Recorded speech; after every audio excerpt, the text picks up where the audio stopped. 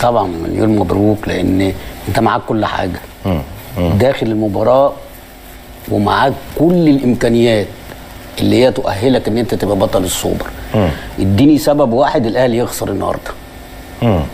اديني سبب يقنع. انت بتقول كولر وانتوا عمالين تقولوا كولر ونجم الشباك والراجل طيب. اللي هو انا ببارك لك يا كابتن، انا ماشي، انا ما بحللش ماتش. طب مش هنحلل يعني الله يبارك فيك، الله يبارك مبروك فيك. لجمهور نادي الزمالك. لا بص، مبروك لمجلس ادارته. هتكلم الامور الفنيه. مبروك للجماهير. ايوه مبروك للعيبه. تمام.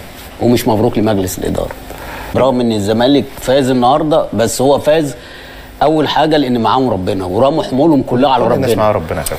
لا، في فرق لما انت تبقى رايح معاك كل حاجه، وفي فرق ان انت رايح معاكش غير ربنا.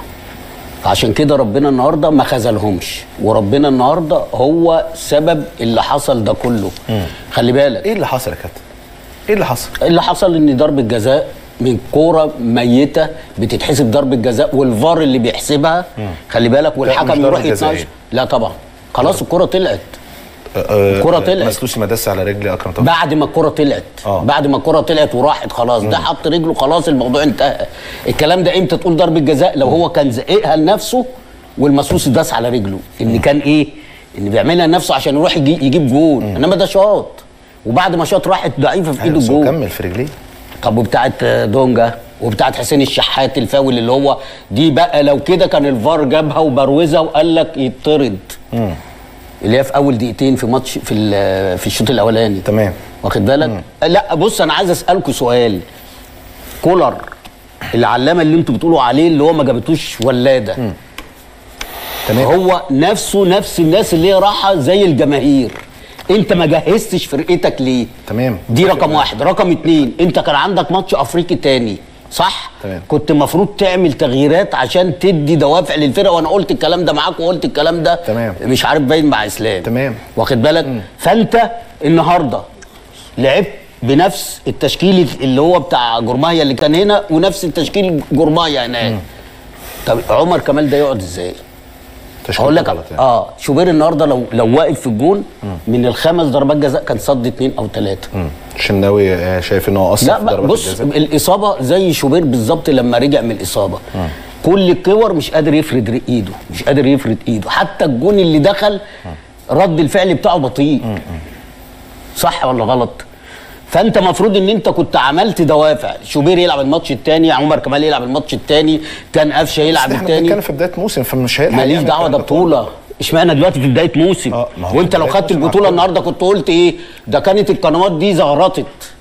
اللي هو كان بيقول لك ايه؟ ده في 2 لعيبه يعني اعلامي من ضمن الاعلاميين اللي هم في التلفزيون اللي هو بتاعنا بتاع الدوله، طلع يقول لك ايه؟ الاثنين بيعملوا بروفه عشان لما يحتفلوا.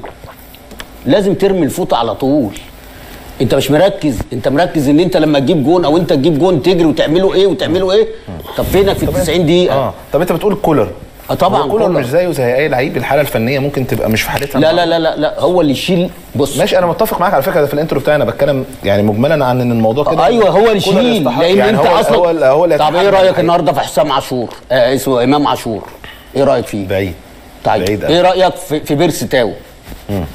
ما هو انت لو عملت الماتش اللي فات بدايل كنت هتشوف، حتى لو انت لعبت بالفرقه اللي هي لعبت الماتش الاولاني كان كله هيبقى مقلق، لان انت لعبت الماتش الثاني برضا سليم وطاهر محمد طاهر وكهربا والكلام ده، فانت اديت للعيبه دي ان هي تلعب، فهم بيلعبوا. على فوز الزمالك كابتن على جوميز، انا عايزك انت تقول لي جوميز انت ليه مدي ان النادي الاهلي هو اللي غلطان؟ طب وليه نادي الزمالك مثلا النهارده ما كانش حلو مثلا؟ هقول لك الراجل النهارده غير تغييرات كويسه، جهز لعيبته كويس. لا ده بعد ما خابت وخسران 1-0 في الدقيقه حاجه و70 بدا يغير. المفروض التغيير يبقى من اول الشوط الثاني، لان انا خرجت بين الشوطين خسران، واخد بالك؟ بس انت بقى ما تلومش على ده ليه؟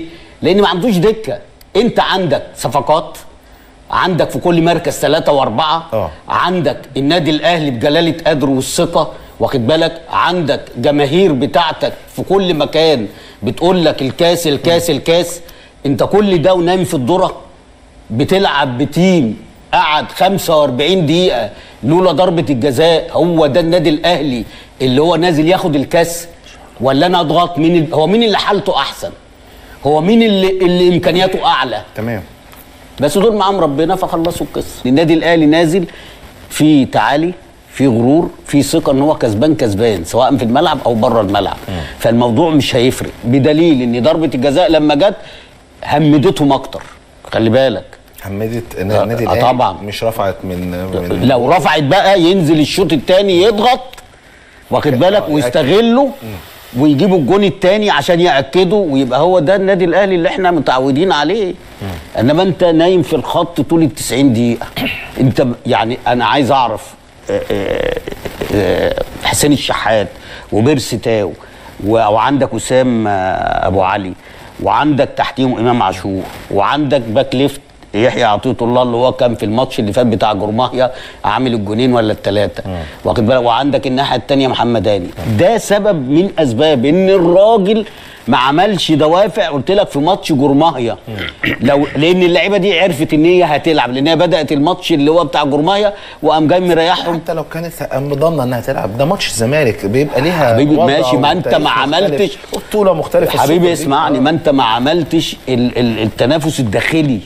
خليت مثلا هو نادي الزمالك يعني عمله يا عم نادي الزمالك ما عندوش لعيبه. طيب ماشي ده النهارده بنعيب على الراجل ان كان لازم يبدا بشحاته ويقعد ناصر ماهر او عبد الله السعيد يبقى معاه ورقه رابحه بره. يعني انت شايف الراجل النهارده شايف انها اصلا جوميز ابتدى غلط يعني؟ طبعا بادئ غلط جدا. ولو النادي الاهلي لو كان ابتدى صح بقى كان ايه؟ كان هيخسر 3-4. لو كان ابتدى صح كان هيخسر 3-4. لا لا صح ايه؟ لو هو بدأ صح كان كسب من الاول.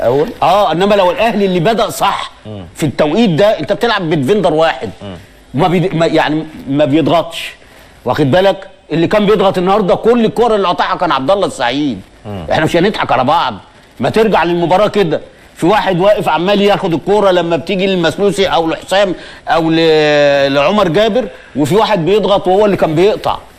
انت بقى لو حاطط محمد شحاته وهو جنبه دونجا، واخد بالك، وقدامهم عبد الله السعيد، كان هيبقى الشكل مختلف يعني تماما. انت كنت فكره ان ناصر ماهر يبتدي مع عبد الله السعيد دي فكره مش فكره الكلام ده. لما انا العب مثلا على ماتش من البدايه زي الماتش اللي فات بتاع البوليس الكيني، العب بالاثنين بثلاثه ما عنديش مشكله، على اساس ان الفريق ان انا اكسب. الفريق مش قوي يعني. بالظبط. ان انا بلعب النادي الاهلي بيلعب لك باثنين ديفندرات، مروان عطيه واكرم توفيق، احسن اثنين بيضغطوا في مصر. في لقطه حصلت في المباراه كان احتماليه انسحاب نادي الزمالك من المباراه. رايك في هذه اللقطه؟ عندهم حق.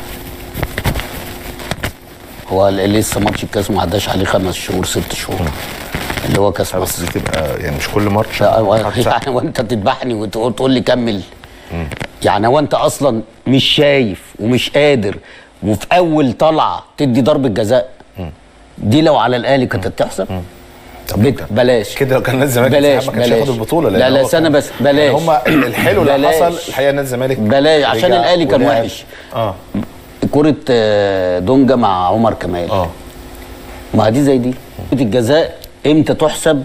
لو كان اكرم عاملها لنفسه عشان يروح يعني عايز يعدي بيها يبقى في الحاله دي اقول لك ضربه جزاء لو كرة قصيره، انما اتشاطت ووصلت للجول وبعد كده الراجل حط رجله عليه، انت فاهمني؟ فلو كان ان هو عاملها نفسه كانت تبقى ضربه جزاء، انما دي مش ضربه جزاء. دي رقم واحد. انت بتقول لي دكه البدلاء، قدر دكه البدلاء دي نزلوا وزي ما لعب. ما هو كسبه استنى بس، طب ما انت برضه نزلت. مالكش دعوه بلو بقى. انا لا استنى بس، ناصر منسي كسبك يا عم استنى بس. هو جمهور الزمالك مقتنع بناصر منسي؟ هو جمهور الزمالك مقتنع بمحمد عواد؟ وانا بقول هنا كابتن انت مدير فني عندك ثقه في اللعيب ده ونزل كسبك في وقت. ده هو نازل بيعمل تغييرات من اجل التغييرات. طيب عواد تديله كام يا كابتن رضا؟ 10. وعمر جابر 4. المسلوسي كابتن رضا 8. حسام عبد المجيد كابتن رضا 9. انتاج يا كابتن رضا من وجهه نظري نجم المباراه كام؟ 10. 10 من 10. دونجا كابتن رضا 4. عبد الله السعيد يا كابتن 4. زيزو انا 1. مصطفى شلبي 1. الجزيره يا كابتن 2. كونراد يا كابتن لما نزل اديله 5.